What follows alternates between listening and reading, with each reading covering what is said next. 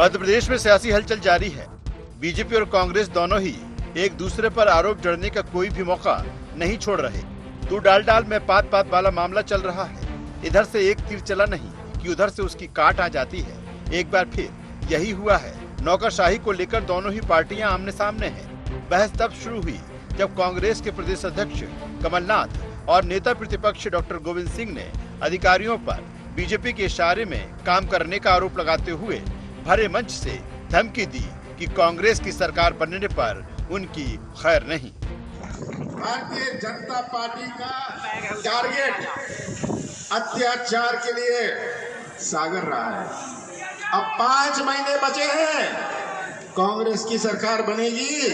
ये सब नेता, भारतीय जनता पार्टी के नेता, कर्मचारी सभी सुन लीजिए, 5 महीने बाद सागर हमारा टारगेट बनेगी। ये आज जिस प्रकार की राजनीति का उपयोग किया गया, दबाने का, डराने का, धमकाने का, सही बात है।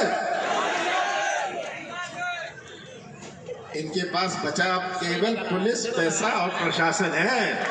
5 महीने उल्टी गिनती शुरू हो गई है। याद रखिएगा, टारगेट नंबर 1 कमलनाथ का होगा, भारतीय जनता पार्टी के जिन्होंने अत्याचार किया है। अधिकारी भारतीय जनता पार्टी के गुलाम हो गए। अब अधिकारियों ने अपना ईमान भारतीय जनता पार्टी के नेताओं के चरणों में गिरवी रख दिया है। जिन अधिकारियों ने भारतीय जनता पार्टी के कार्यकर्ता बनकर, भारतीय जनता पार्टी के गुलाम बनकर नियमों और कानून के विपरीत आम जनता पर जुल्म ढा रहे हैं, मनमानी तरीके से निर्णय ले रहे, भ्रष्टाचार कर रहे हैं। 6 महीने के बाद पूरे कांग्रेस की सरकार उन पर ऐसे अधिकारियों को चुन चुनकर सबक सिखाया जाएगा, उनको सिखाया जाएगा कि नौकरी कैसे की जाए। कमलनाथ और गोविंद सिंह का बयान सामने आने के बाद सीएम शिवराज सिंह चौहान ने कांग्रेस को निशाने पर ले लिया। उन्होंने कहा कि लोक सेवक को धमकाना किसी भी हालत में उचित नहीं। वो भी इंसान है, उनका भी मान सम्मान होना चाहिए। मुझे लगता पता नहीं कमलनाथ जी को क्या हो गया। देख लूंगा, निपटा दूंगा, आ रहा हूँ। लोक सेवक, सरकारी अधिकारी और कर्मचारी आखिर इंसान है। उनको धमकाना किसी भी हालत में उचित भी नहीं है, नैतिक भी नहीं है। भाई वो भी इंसान है, उनका भी सम्मान होना चाहिए। मुंह में आया और कह दिया कि मैं देख लूंगा, क्या क्या देख लूंगा? क्या ये भाषा उचित है? मैं इसकी निंदा करता हूँ। सीएम शिवराज सिंह चौहान के इस बयान के तुरंत बाद कांग्रेस ने ट्वीट करते हुए उनका पुराना वीडियो जारी करते हुए बताया कि धमकाने का काम वो भी करते थे। भाई, सत्ता के मन में ऐसे चूर मत हो। ये पिट्ठू कलेक्टर सुन ले रे, हमारे दिन भी जल्दी आएंगे, तब तेरा क्या होगा। नौकरशाही के बारे में कहा जाता है कि वो घोड़े की तरह होती है। उसकी सवारी करने वाला जैसा चाबुक चलाता है, वैसी ही उसकी चाल होती है। शायद यही वजह है कि जिसकी भी सरकार होती है, नौकरशाही पर उसके इशारे में चलने के आरोप लगने लगते हैं। कांग्रेस अपने कार्यकर्ताओं की प्रताड़ना को चुनावी मुद्दा बना रही है। उसका आरोप है कि सरकार के इशारे पर पुलिस और प्रशासन उन्हें परेशान कर रहा है। नौकरशाही को चेतावनी के बहाने शायद कांग्रेस अपने कार्यकर्ताओं को सुरक्षा का भरोसा दिला रही है। देखना ये होगा कि इससे उससे नफा होता है या फिर नुकसान। Bureau report, IND 24।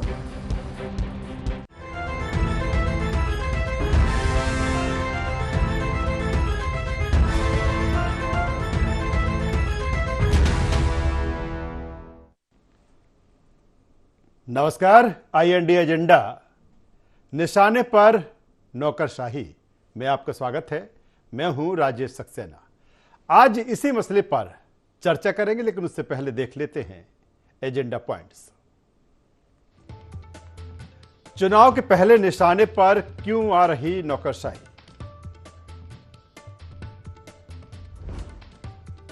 अफसरों को धमकाकर क्या संदेश दे रही है कांग्रेस? नौकरशाही के बेजा इस्तेमाल के आरोप में कितना है दम? और मध्य प्रदेश में क्यों पैर जमा रही बदलापुर की सियासत? तो ये तमाम मुद्दे हैं, मसले हैं जिन पर केंद्रित आज की हमारी ये चर्चा होगी, ये हमारी डिबेट होगी। जिस तरह से एक बार फिर नौकरशाही को लेकर सत्ता पक्ष और विपक्ष आमने सामने है। ये कोई पहला मौका नहीं है। इससे पहले भी हमने 2018 में देखा था कि किस तरह से जब कांग्रेस 2018 से पहले चुनाव की जब तैयारी कर रही थी तो इसी तरह के जो बयान है वो कांग्रेस की तरफ से आ रहे थे। पीसीसी चीफ जो अभी हैं कमलनाथ, उस समय भी वो इसी तरह की बातें कर रहे थे। अब जब चुनावी समर है फिर इसी तरह की चीजें सामने आने लगी हैं। आखिर इसके पीछे की क्या स्ट्रेटजी कांग्रेस की है? क्या ये बताने की कोशिश है कर्मचारियों अधिकारियों को कि 2023 में हमारी सरकार आएगी और अगर किसी ने गड़बड़ की तो बख्शा नहीं जाएगा? और उसी के बाद मुख्यमंत्री शिवराज सिंह चौहान ने जिस तरह से इस पर आपत्ति दर्ज कराई है, लेकिन सियासत और राजनीति इस पूरे मसले पर गरमाई हुई है। आज इसी मुद्दे पर हम बातचीत करेंगे, चर्चा करेंगे। चर्चा शुरू करें उससे पहले अपने मेहमानों से आपका परिचय करा देते हैं, फिर इस चर्चा को हम आगे बढ़ाएंगे। 3 मेहमान आज हमारे इस चर्चा में साथ में होंगे। हमारे साथ में हैं वरिष्ठ पत्रकार संदीप पौराणिक जी। संदीप जी, स्वागत है आपका। हमारे साथ में है ब्रजगोपाल लोहिया जी, बीजेपी के नेता प्रवक्ता। लोहिया साहब, आपका स्वागत है। और हमारे साथ में है कांग्रेस के युवा नेता प्रवक्ता अमित तांबरे जी। अमित, आपका स्वागत है। अमित, सबसे पहले आपके पास ही आता हूं। जिस तरह से कांग्रेस या पीसीसी चीफ या नेता प्रतिपक्ष गोविंद सिंह कह रहे हैं, इसको चेतावनी कहें, इसको धमकाना कहें या क्या कहें, सीधे तौर पर नौकरशाहों को जिस तरह से कहा जा रहा है कि जब मेरी सरकार आएगी तो हम बख्शेंगे नहीं, हम देख लेंगे, इसके पीछे का आखिर मकसद क्या है कांग्रेस का? देखिए, इसका मकसद साफ है कि लोकतंत्र में अफसरशाही की जो जिम्मेदारी होना चाहिए, जो जनता के पक्ष में उनको काम करना चाहिए। आपने देखा होगा कि ये वही मध्य प्रदेश है कि अभी जो पन्ना जिले के कलेक्टर हैं, उन्होंने कहा था कि भारतीय जनता पार्टी के पक्ष में किस तरीके से खुलेआम उन्होंने भाषा का प्रयोग किया था। ये आपने हमने देखा। ये सिविल सर्विस कोड अधिनियम के अंतर्गत इसका उनका जो भाषण है वो अमर्यादित माना गया है, लेकिन अभी तक कोई कार्रवाई उस पर नहीं हुई है। और धमकी किसको कहते हैं मैं आपको बताता हूं कि शिवराज सिंह चौहान जी जब छिंदवाड़ा के दौरे पर थे, जब वो मुख्यमंत्री नहीं थे, पूर्व मुख्यमंत्री थे, तो मंच से उन्होंने हजारों की भीड़ के सामने बोला था कि सुन रहे कलेक्टर, हमारे भी दिन आएंगे और जब हमारे दिन आएंगे तो तेरा क्या होगा। इसको धमकी कहते हैं। आज जिस भोपाल में हम बैठे हैं, यहाँ के भारतीय जनता पार्टी के विधायक ने कहा था एक जिला पंचायत के सीईओ को कि जब भगवान भी आकर कह दे जब तक कोई काम मत करना मेरी विधानसभा में, जब तक मैं ना कह दूं, मेरे विधानसभा में मुझसे तेज मत चलना। इसको धमकी कहते हैं। देखिए, कांग्रेस पार्टी बहुत पुरानी पार्टी है और लोकतंत्र के प्रति क्या जिम्मेदारी है ये सब हम लोग जानते हैं। लेकिन जो मैं उदाहरण आपको दे रहा हूं, जैसे पन्ना कलेक्टर का दिया, ऐसी बहुत जगह जो है अफसर अपनी जिम्मेदारी को भूल गए। लेकिन अमित, उदाहरण तो ये भी है, जब आप कह रहे हैं कि जब शिवराज सिंह चौहान पूर्व थे, उसके पहले जब चुनावी तैयारी में थे, उस समय आपके पीसीसी चीफ कमलनाथ ने भी कहा था कि हमारी चक्की चलती धीमी है लेकिन पीसती महीन है। इसको क्या कहेंगे? किसको कहा था उन्होंने चक्की को लेकर? उन्होंने कहा था कहीं ना कहीं जब चुनावी तैयारी में थे तो नौकरशाहों अफसरों को लेकर कहा था। ये यहाँ तो शिवराज जी ने सभा में कहा कि सुन रहे कलेक्टर, ये भाषा होती है पूर्व मुख्यमंत्री की। भोपाल के स्थानीय विधायक ने किस तरीके से सीईओ जिला पंचायत को धमकी दी थी, पूरे देश में खबर चली थी। वो क्या मान सम्मान रख रहे थे वो अधिकारियों का? हम तो सिर्फ अभी भी आपके चैनल के माध्यम से भी बोल रहे हैं कि वो सारे अधिकारी सचेत हो जाएं जो सत्ता के मद में बिल्कुल ये भूल चुके हैं कि उनकी जिम्मेदारी जनता के प्रति है, ना कि नेताओं की, सत्ता पक्ष के लोगों की चरण वंदना करने की। अरे जब आपकी सरकार, भाई नौकरशाह हैं, अफसर हैं, जिसकी सरकार रहेगी उसी का कामकाज देखेंगे ना। अरे कामकाज करिए लेकिन चरण वंदना मत करिए, जनता के प्रति जवाबदेही रखिए। आप ये मत भूलिए कि ये लोकतंत्र है, कभी सरकार भारतीय जनता पार्टी की है, कभी कांग्रेस की सरकार आएगी। चलिए लोहिया साहब, वो कह रहे हैं कि जिस तरह की जो चीजें हैं वैसे ही तो बीजेपी के नेता करते थे। देखिए बहुत फर्क है, कुछ बातें बड़ी साफ गोई से भी करना। शिवराज जी ने किसी व्यक्ति विशेष को कहा है, जो आदमी अमर्यादित आचरण कर रहा है उस व्यक्ति के बारे में उन्होंने बात की है। जिस तरह की बातें गोविंद सिंह जी और कमलनाथ जी कर रहे हैं, ये क्या कर रहे हैं, और जो अभी कांग्रेस प्रवक्ता अमित तावरे जी कर रहे थे, ये क्या कह रहे हैं, सभी सुन लें। अरे आप पिन पॉइंट बात करिए। यदि आपको सभी कर्मचारी भारतीय जनता पार्टी का काम करते दिख रहे हैं तो आप ये भी बताइए कि मध्य प्रदेश में आप आने वाले समय में अगर आप धोखे से सरकार में एक तो आएंगे नहीं, तो आप कहां से कर्मचारी लाएंगे? क्या इन्हीं लोगों से काम लेना है? मैं फिर से आपसे कहता हूं, हो सकता है कि 1, 2, 4 अधिकारी कहीं गलत हों। उसके विषय में जो शिवराज जी ने टिप्पणी की थी, जो रामेश्वर शर्मा जी ने की थी, उन्होंने व्यक्तिगत रूप से एक सीईओ को कहा कि आप, जो जनता ने चुना हुआ विधायक है, उसकी बात आपको सुनना आपका कर्तव्य है, वो जनप्रतिनिधि है। और एक बात और अमित तावरे जी आपको बता दूं कि जो संविधान है वो हमको यही कहता है कि विधायिका द्वारा निर्धारित किए गए कामों को जनता तक पहुंचाना, डिलीवर करना, यही कार्यपालिका का काम है। कार्यपालिका को अपने तरीके से उसके आदेश तैयार करना नहीं है, जो विधानसभा में तय हुआ है वो जनता तक पहुंचाना। तीसरी बात, ये जो कोई अपन राजेश जी आज की बात नहीं है, ये 2018 नहीं 2017 से शुरू है। उसके पीछे के कारण है, जिस पार्टी के बड़े नेता दिग्विजय सिंह जी का मानना ही ये हो कि चुनाव जनता का काम करके नहीं मैनेजमेंट से जीते जाते हैं, तो उन्हें तो केवल अधिकारी कर्मचारी ही दिखाई देंगे कि उनको डराकर धमकाकर किस तरह काम चलाना। और केवल ये अधिकारी कर्मचारियों को नहीं धमका रहे हैं, जहां इन्हें अल्पसंख्यक मिल जाते हैं वहां अल्पसंख्यकों को धमकाते हैं कि आपका वोटिंग परसेंटेज अगर कम रह गया तो हम कांग्रेस चुनाव हार जाएगी और नुकसान आपका हो जाएगा। मध्य प्रदेश की जनता को धमकाने का काम कर रहे हैं।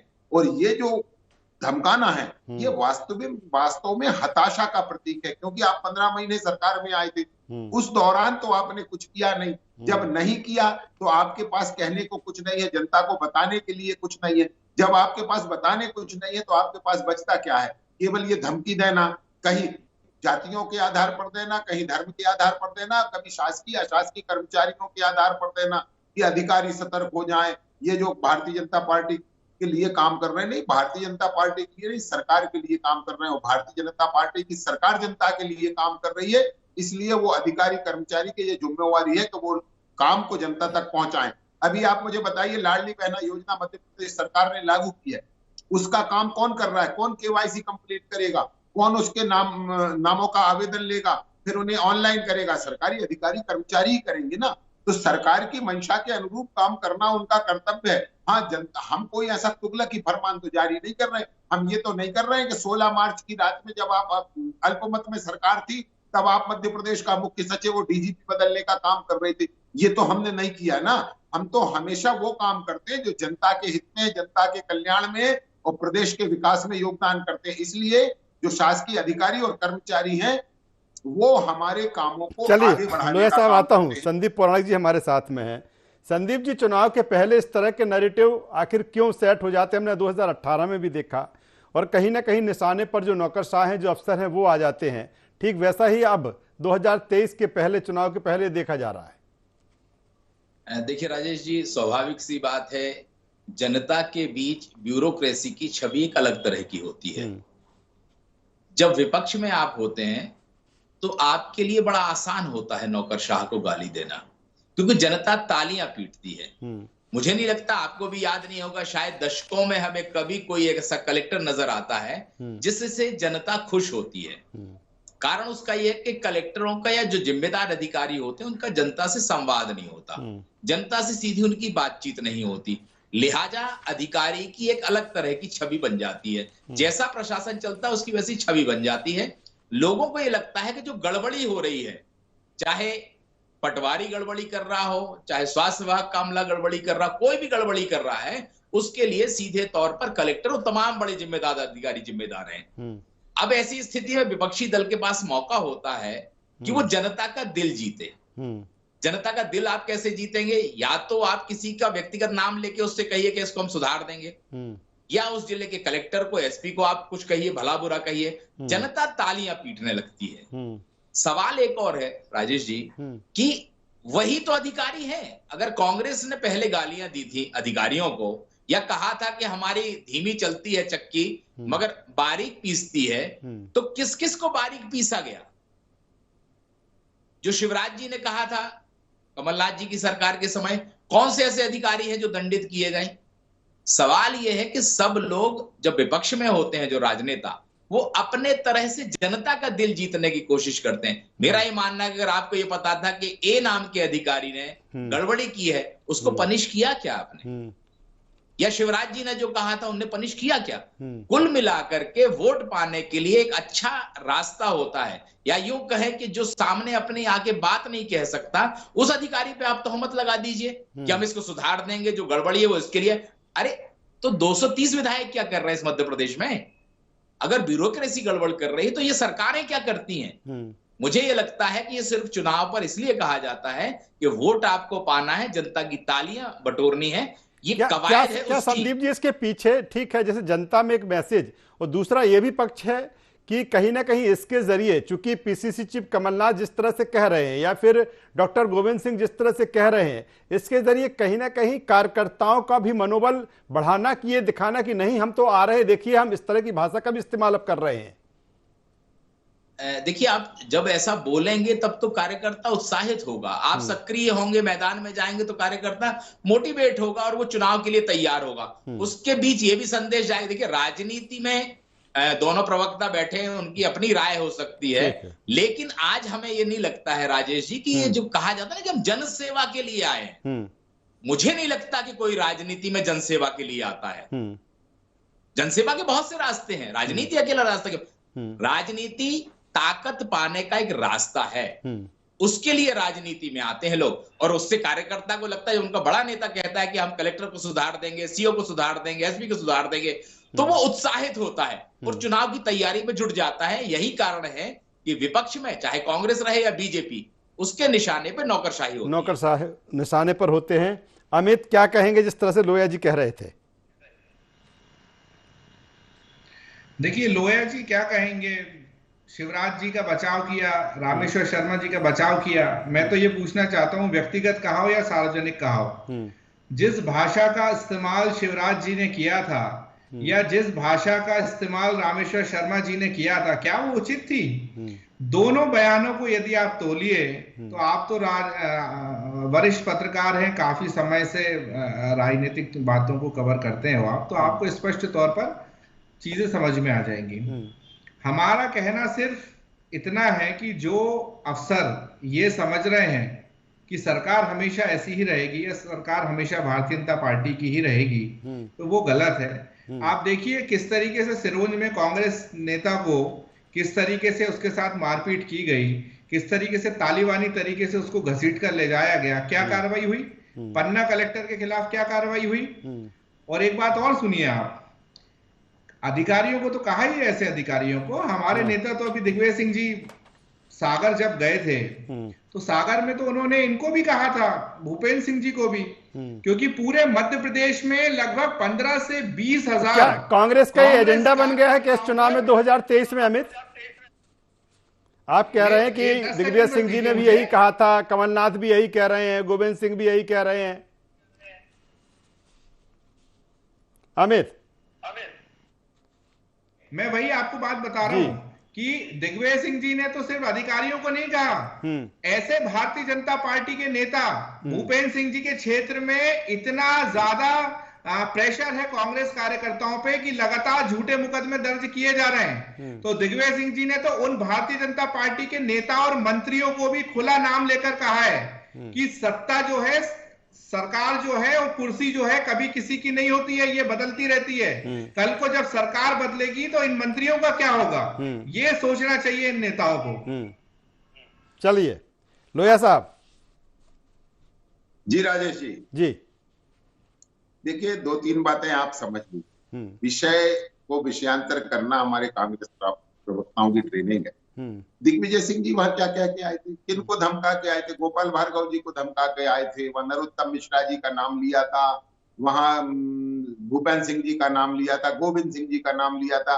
अरे ये कभी नहीं डरे वो लोग हैं। जिस तरह आपके जो ब्यूरोक्रेसी की आप बात कर रहे हैं ना, आप कभी किसी का कुछ नहीं कर सकते, क्योंकि ना तो 9 मन तेल होगा ना राधा नाचेगी। देखिए, आप सरकार में आने वाले नहीं है, केवल एक प्रदेश का माहौल थोड़ी देर के लिए बिगाड़ने का काम आप जो कर रहे हैं। परंतु आप ये समझ लीजिए कि आप दोनों मध्य प्रदेश के पूर्व मुख्यमंत्री हैं और गोविंद सिंह जी मध्य प्रदेश में नेता प्रतिपक्ष हैं। आपको अपनी भाषा को बड़ी संयमित रखना चाहिए, ये आपकी जिम्मेवारी है। जनता भी आपसे ये अपेक्षा करती है। परंतु यदि आप नहीं कर रहे हैं तो जो अभी आप कह रहे थे, कांग्रेस के हमारे साथी कह रहे थे कि वो सरकार के एजेंडे पर काम करते हैं। सरकार के एजेंडे पर काम होना चाहिए, करना चाहिए, क्योंकि सरकार जनता के कल्याण के लिए काम कर रही है। मैंने अभी आपको एक उदाहरण दिया था, क्या हमारे पटवारी को ओलावृष्टि हुई है उसका सर्वे नहीं करना चाहिए? क्या कलेक्टर को, तहसीलदार को उनके मुआवजे की सूची तैयार नहीं करनी चाहिए? क्या उनका मुआवजे का वितरण नहीं होना चाहिए? क्या फसल बीमा योजना का सर्वे नहीं होना चाहिए? कौन करेगा ये काम? और जब वो ये काम करते हैं तो कांग्रेस पार्टी के नेताओं के पेट में दर्द होता है कि ये भारतीय जनता पार्टी के लिए काम कर रहे हैं। और मैं वही आपसे कहना चाहता हूं कि भारतीय जनता पार्टी का एकमात्र एजेंडा है जनता का कल्याण और मध्य प्रदेश का विकास। उस एजेंडे पर अगर अधिकारी कर्मचारी काम कर रहे हैं तो उसमें कांग्रेस के पेट में दर्द क्यों होता है? आपको तो खुश होना चाहिए कि ये अधिकारी कर्मचारी बेहतर काम कर रहे हैं, और जो गलत हैं उनको सुधारने का काम भी सरकार का है, जो सरकार भली भांति कर रही है। माननीय मुख्यमंत्री जी ने मंच में, जब मंच पर शिकायत आई है, वहां भी निलंबित करने का काम किया है, बड़े बड़े अधिकारियों को निलंबित करने का काम किया है। कोई ऐसा नहीं है कि हम किसी को बचाना चाहते हैं, परंतु ये सच है कि अनावश्यक धमकी देना बंद करिए। चाहे आपने मंत्रियों को धमकी दी, भारतीय जनता पार्टी के कार्यकर्ताओं को भी आप लगातार धमकी दे रहे हैं, और उसके साथ साथ अधिकारियों कर्मचारियों को धमकी दे रहे हैं। और ये समझ लीजिए कि धमकी से मध्य प्रदेश का मतदाता डरने वाला नहीं है, भारतीय जनता पार्टी का कार्यकर्ता डरने वाला नहीं है, और ना ही अधिकारी कर्मचारी डरने वाले हैं। आप ना तो सरकार में है ना आने वाले हैं। और आज आपसे अमित जी एक बात कहता हूं कि अपने नेताओं से भी कहिए कि इस तरह कब तक आप उनका बचाव करेंगे, वो अपनी भाषा की मर्यादा का पालन। संदीप जी, एक चीज अहम इसमें है जिसकी हम बात कर रहे हैं और जिस पैटर्न की हम बात कर रहे हैं, जिस नैरेटिव की हम बात कर रहे हैं कि 2018, और मुझे लगता है कि उसके पहले इस तरह की चीजें उतनी नहीं थी, लेकिन 2018 से 23 में इस तरह चीजें सेट होती दिख रही हैं। 2018 में जब कांग्रेस की सरकार बनी, और यही कारण रहा, कहा गया कि ये बदलापुर की जो सियासत है, जो राजनीति है, आते ही साथ 4-6 महीने तो लगातार ट्रांसफर, पोस्टिंग, तमाम सारी चीजें। क्या अब वही चीजें इसमें कि जो एक ठीक है, जब हम आएंगे, सत्ता में आएंगे तो जाहिर सी बात है हम वैसा ही करेंगे जैसे हम 2018 में किया था, अगर आते हैं तो?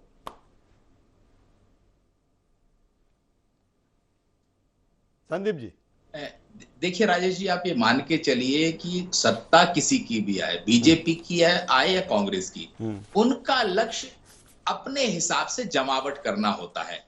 क्योंकि जब आपकी मर्जी के अनुरूप अधिकारी पदस्थ होंगे, चाहे कलेक्टर हो, चाहे एसपी हो, कमिश्नर हो, तमाम लोग हों, जब आपके मन मर्जी किया आपको मानने वाले, मैं कहता हूं कि निर्देश तो सबको मानना पड़ता है, मुख्यमंत्री का और मंत्रियों का या सरकार का, लेकिन परिस्थितियां कुछ ऐसी होती हैं कि एक दूसरे की अंडरस्टैंडिंग बेहतर होती है, तो वो ऐसे लोगों की पदस्थापना करते हैं। लेकिन आपने जो कहा कि राजनीति बदल रही है, राजेश जी आपको एक देखना होगा कि निशानेबाजी में एक टारगेट होता है जिसमें आप गोली चलाते हैं या निशाना साधते हैं। 3 रिंग होते हैं, 4 रिंग होते हैं। ये पहले इर्द गिर्द, राजनीति में क्या होता था, जो बुल होती है बीच की, उसको छोड़ दिया जाता था, इर्द गिर्द निशाने चलाए जाते थे। अब क्या हो गया कि अब सीधे बुल पे निशाना होने लगा है। तरीका बदल रहा है राजनीति का। लोग विद्वेष ज्यादा पालने लगे। पहले सदाशयता संबंध बहुत कुछ हुआ करता था, खुले तौर पर व्यक्तिगत आरोप आक्षेप नहीं लगते थे।